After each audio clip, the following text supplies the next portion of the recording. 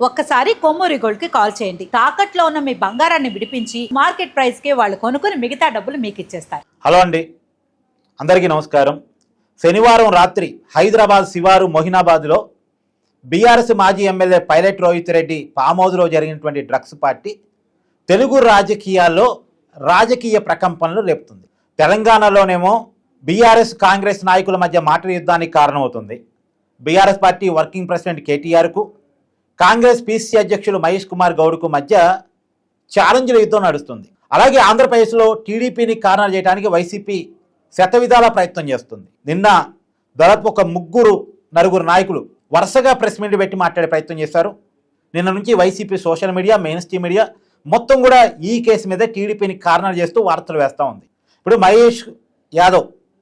పుట్టా Mahesh Yadav drugs కేసులో దొరకటం, అతని మీద చర్యలు తీసుకోవాలని డిమాండ్ చేయటం, అసలు ఒక ఎంపీ డ్రగ్స్ కేసులు దొరకటం ఏంటి అని ప్రశ్నించడం, ఇంతవరకు కార్నర్ చేస్తే బాగానే ఉండేది. నిజానికి టీడీపీ కూడా దీని మీద స్పందించింది. అతనికి పుట్టా మహేష్ యాదవ్కి నోటీసులు జారీ చేశారు. సరే, అతని మీద ఎలాంటి యాక్షన్ తీసుకుంటారో అని చూడాలి. కొన్నాళ్ళైతే పార్టీ కార్యక్రమాలకు దూరంగా ఉండాలని చెప్పారు. సరే, అయితే ఇక్కడ ఒక విషయం ఏంటంటే, ఎవరూ కూడా రాజకీయాల్లో ఉన్న వాళ్ళు సచ్చిల్లో అనుకోవడానికి లేదు. దొరికినోడు దొంగ, దొరకనోడు దొర.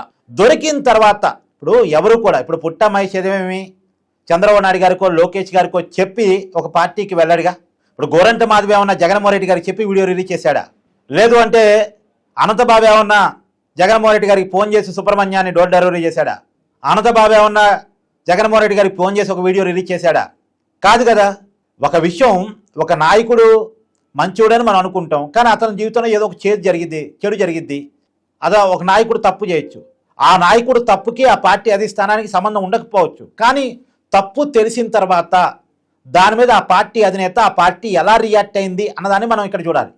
ఈ పుట్టా మహేష్ యాదవ్ నిన్న ఒక వీడియో రిలీజ్ చేశాడు. ఒక్కసారి ఆ వీడియో ఒకసారి చూడండి. అందరికి కూడా నమస్కారాలు.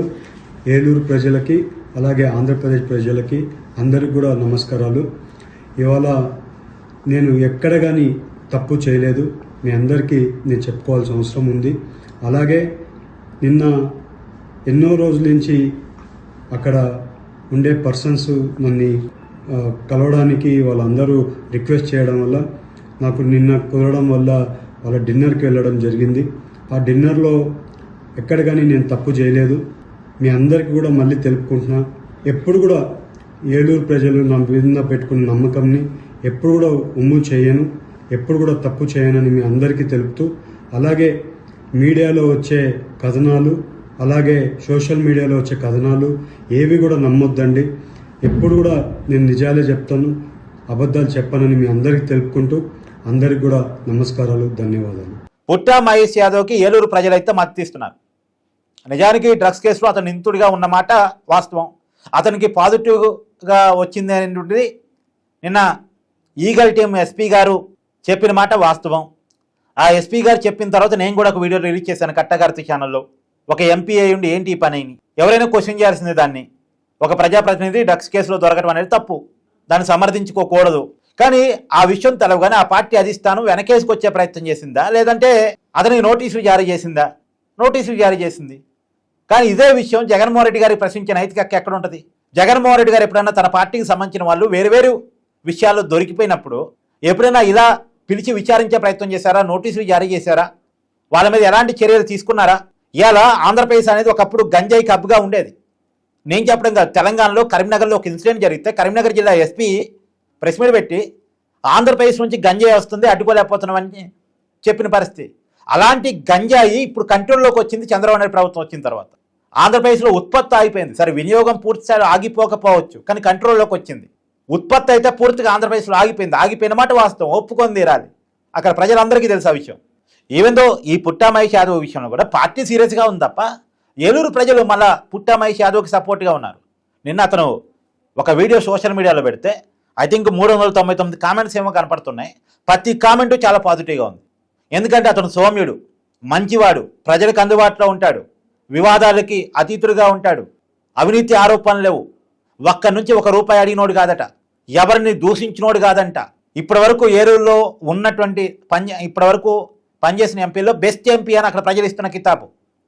పోయినసారి కూడా 1,80,000కు పైగా ఓట్ బ్యాంక్తో గెలిచాడు భారీ మెజార్టీతో. టీడీపీ సీనియర్ నాయకుడు మాజీ మంత్రి యనమల గారికి స్వయంగా అల్లుడు మైదుకూరు టీడీపీ ఎమ్మెల్యే పుట్టా సుధాకర్ యాదవ్ గారి కుమారుడు, విద్యావంతుడు. అదే చెప్తున్నారు ఏలూరు ప్రజలు. ది బెస్ట్ ఎంపీ, మీ మీ మీద ఉన్న మచ్చని మేము నమ్మట్లేదు అని ఇక్కడ ప్రజలు పుట్టా మహేష్ యాదవ్కి సపోర్ట్ చేస్తున్న పరిస్థితి. ఇప్పుడు మనకు తప్పు చేసినప్పుడు మనకి సపోర్ట్ చేస్తున్న ఎవరు? మన కుటుంబం. ప్రజాప్రతినిధి అయితే మన ప్రజలు.